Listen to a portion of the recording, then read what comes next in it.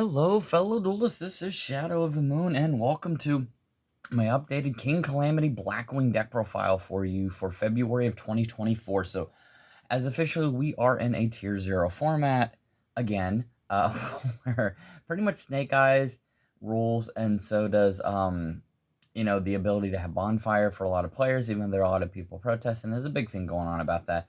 Fortunately for me, I don't have to worry about that because I play Blackwings, and Blackwings will never have to worry about a level 4 or a search card that lets you search for a level 4 or lower monster and add it to your hand, and it'd be about $100 or whatever. So, all right, so without any further ado, let's go ahead and get straight onto this deck profile. So there is a few new things, and especially one that I'm really excited about showing you. And then after this, I will be showcasing the new King Calamity combo video for you, which will allow you to access it using both Sorrow Cat and Crimson Dragon. So definitely stay tuned for that. So without any further ado, let's go ahead and get straight on into it. But before we get started, I just want to tell everybody thank you very much for always watching my content. You rock. Thank you for all my subscribers and people who aren't even subscribed that just stop by and just watch the videos. You guys are awesome, and I always appreciate it. So without any further ado, finally, let's get straight on into the deck profile. So first thing is first, you've got your 3 Simoons. These never change. Obviously, these are the bread and butter of the deck, so to speak. These will never change. I have no plans on it. So, and also the 25th anniversary, which is like really cool.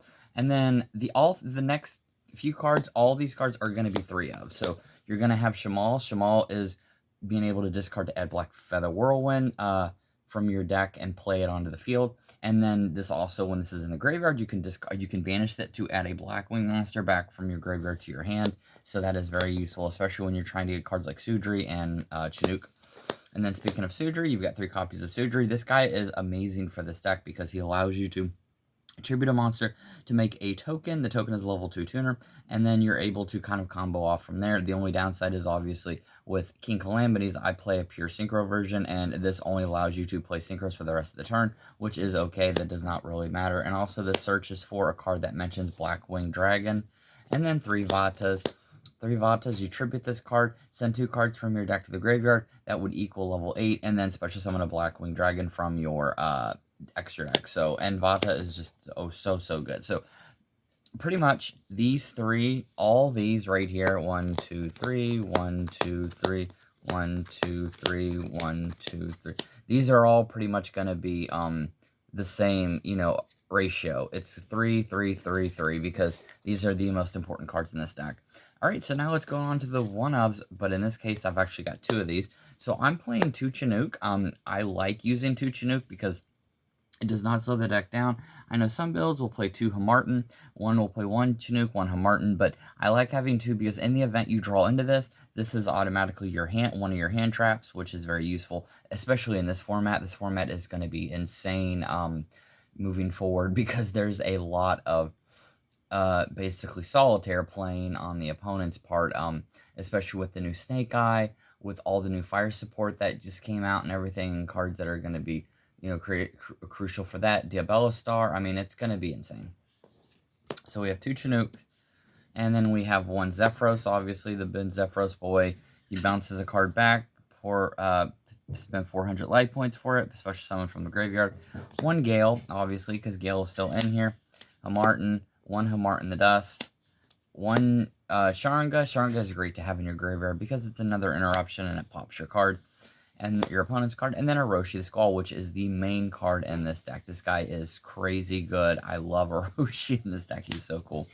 And then we're going to be playing 1 Assault Synchron. You can bump this to 2 if you would prefer. I just use 1 because I use this mostly anymore. Like, I just use it for a small bridge searcher and a small bridge way to search for other Blackwings, but I have it in there because you can pay 700 life points, special summon this card from your hand, and also if a dragon type monster would be tributed, you can actually special summon the dragon back. So, alright, so now let's move on to the spells and traps. So obviously, 3 Black Whirlwind, this is essentially the deck.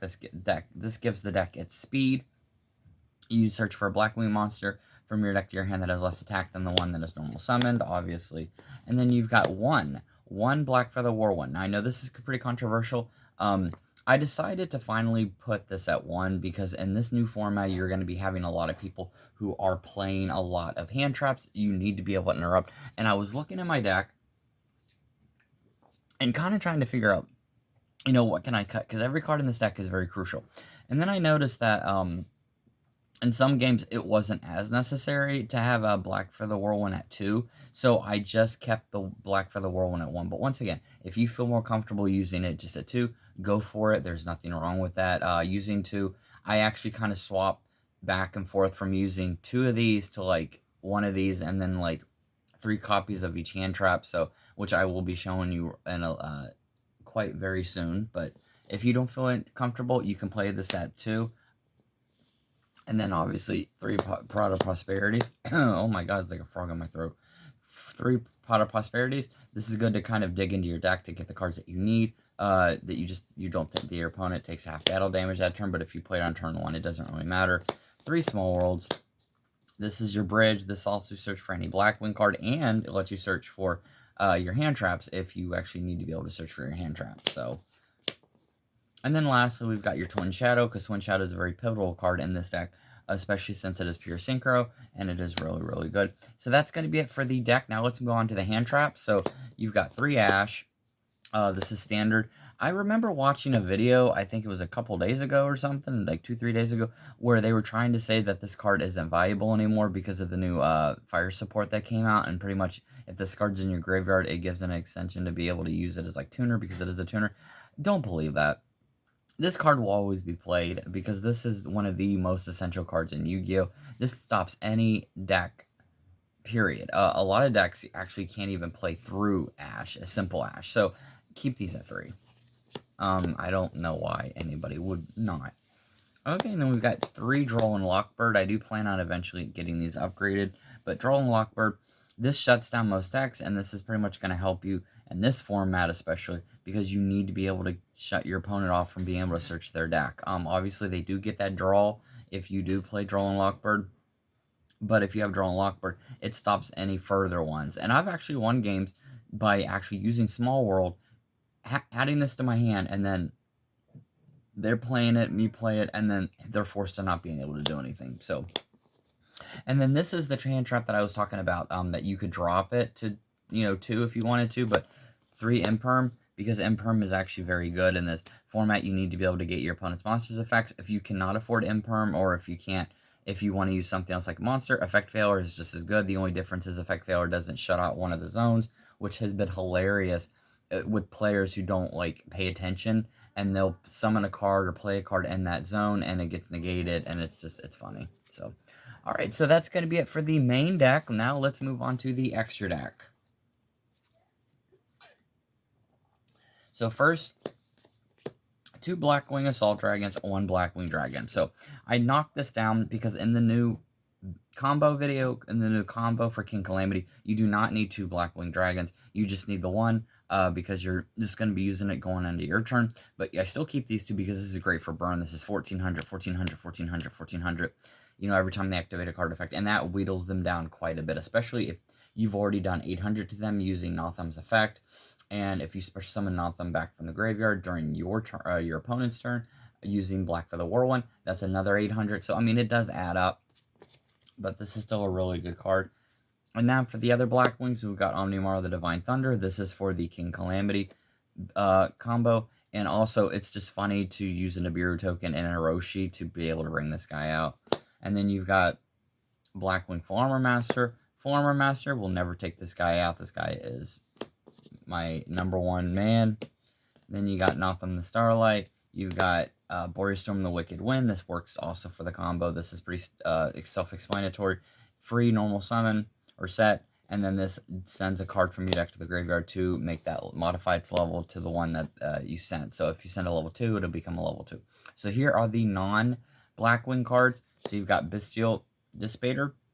It's for the combo and also can negate or destroy cards when they activate their effect. If you send a card back from your opponent's deck to their deck, it negates the effect. If you send a card back from your graveyard or banished zone back to your deck, it destroys it. Okay, so I know this is not English. I do plan on eventually getting the English one eventually, but you've got Chaos Angel. Okay, so Chaos Angel, yeah, you can go ahead. Yeah, it's expensive. It's like a $70-$80 card right now. Sorry, I'm not paying that, especially for a card like that. And I didn't want to add another Blackwing Dragon to the deck, so I actually didn't mind using the Japanese version because, in case I don't feel like and I can't take this to tournaments or something, then you can just swap this out for another card. It's not a big deal.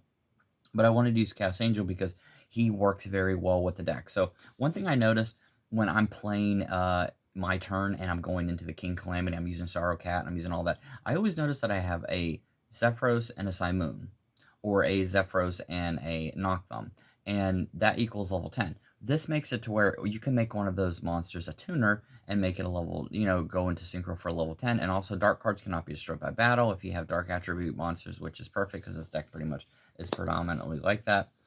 So yeah, that's why he's in here, because it's a very easy effect too, so I don't really need to read the effect. It's very self-explanatory. And then we have one Red Hot Dragon Archfiend Abyss. He becomes more crucial than ever because of the combo, because you do need to be able to go into him in your turn to be able to go into the Crimson Dragon that goes into King Calamity. And then we have Baron DeFleur. So you got Baron. Baron's in here for a good follow-up. And honestly, he's a great follow-up. Like, I've been able to win games just by using him on my third turn, like my second turn. So turn 3. And it works so well. And then lastly, we've got King Calamity with Crimson Dragon and Sorrow Cat. So these are the main cards. King Calamity is going to shut down your opponent's field and make it to where they can't activate cards or effects that are on the field. And they do get to set back row, so it is weaker than the Calyuga build, because Calyuga can at least have the quick effect that wipes spells and traps off the field, so it pretty much resets the game and just like banishes it, gets rid of everything. Crimson Dragon is the new way to be able to go into it. Also, if you do have Synchro World, that's a great card to use. I just don't use Synchro World in the deck because I don't find it as competitive, and it doesn't really work for this deck. But if you felt like doing that, you totally could, because it is actually a really good card. It lets you special summon cards from the graveyard if you have enough, counters on it and stuff. So yeah. All right, so that's gonna be it for this video. I hope you enjoyed it. I love being able to showcase my King Calamity Blackwing, and I do plan eventually on releasing my other videos, because I do have other videos for my Blackwings. I've got a pure Synchro deck Blackwing that's just pretty much like triple burn, Blackwing Assault Dragon, and Red Hot Abyss, and then like among other things. And I do obviously have the Calyuga build. Not a whole lot really has changed with that. That's the one reason I haven't done a deck profile on that, but I might just, for the hell of it. I just haven't updated it yet as often because there's not really a whole lot that I can update for it. I mean, it just like 1 or 2 cards get swapped, but alright, so that's going to be it for this video. I hope you enjoyed watching the deck profile, and I do plan on showing you the new King Calamity combo coming right up after this. So with that, thank you so much for watching, and I'll see you guys next time. Later.